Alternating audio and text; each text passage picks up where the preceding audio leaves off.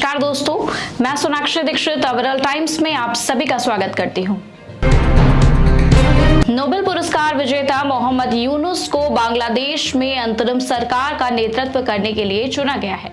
प्रदर्शनकारी छात्रों ने मोहम्मद यूनुस को अंतरिम सरकार का नेतृत्व करने का प्रस्ताव स्वीकार कर लिया है। मोहम्मद यूनुस बांग्लादेश के पूर्व प्रधानमंत्री शेख हसीना के धुर विरोधी हैं।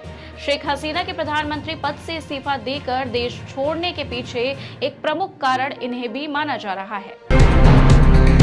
बांग्लादेश में हिंसा का दौर अभी भी जारी है। भीषण आगजनी के बीच हालात बेहद खराब हो गए हैं।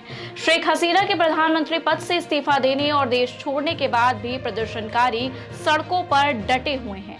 वही हालात इतने बदतर हो गए हैं कि देश में हिंदुओं के घरों और व्यापारिक प्रतिष्ठानों को निशाना बनाया जा रहा है। नेपाल में लगातार बारिश के कारण हुए भूस्खलन में कम से कम 12 लोगों की मौत हो गई और 6 अन्य घायल हो गए।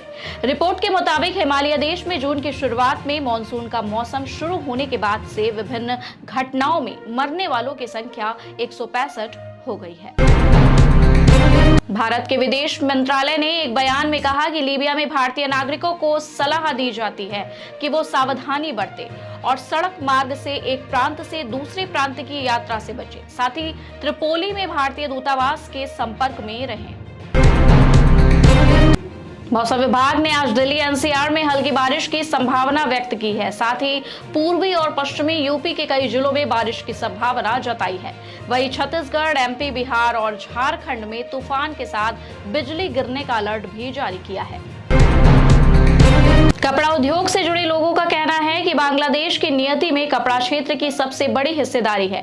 पड़ोसी देश में हिंसा की वजह से यह कारोबार महीनों से प्रभावित हो रहा है, लेकिन अब इसका सीधा फायदा भारत को मिलेगा, क्योंकि अंतर्राष्ट्रीय खरीदार भारत जैसे वैकल्पिक बाजार की ओर अपना रुख कर सकते हैं, जिससे भारत की हर महीने 30 से 40 करोड़ डॉलर का अतिरिक्त कारोबार मिलने की उम्मीद है।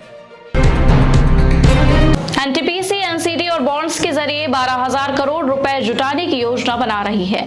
कंपनी इसके लिए शेयर धारकों से मंजूरी लेगी। कंपनी की वार्षिक साधारण सभा 29 अगस्त को होगी।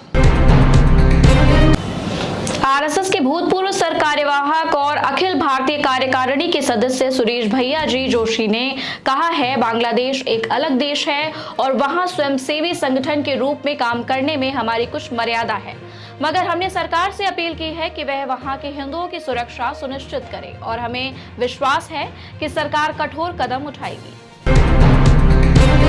उत्तर प्रदेश कैडर के वरिष्ठ आईएएस अधिकारी डॉक्टर देवेश चतुर्वेदी को केंद्रीय कृषि एवं किसान कल्याण विभाग में सचिव के पद पर तैनाती दे दी गई है। वे 1989 बैच के आईएएस अधिकारी हैं और वर्तमान में यूपी में कृषि उत्पादन आयुक्त के साथ कृषि और नियुक्ति व कार्मिक जैसे महत्वपूर्ण विभागों की जिम्मेदारी निभा रहे थे। कल की 2898 एडी की ओटीटी रिलीज डेट का भी ऐलान हो चुका है। प्रभास की फिल्म को 2 OTT platform Amazon prime video और नेटफ्लिक्स पर देखा जा सकेगा। फिल्म 23 अगस्त को ओटीटी पर दस्तक देगी। कल की 27 जून को सिनेमाघरों में रिलीज हुई थी।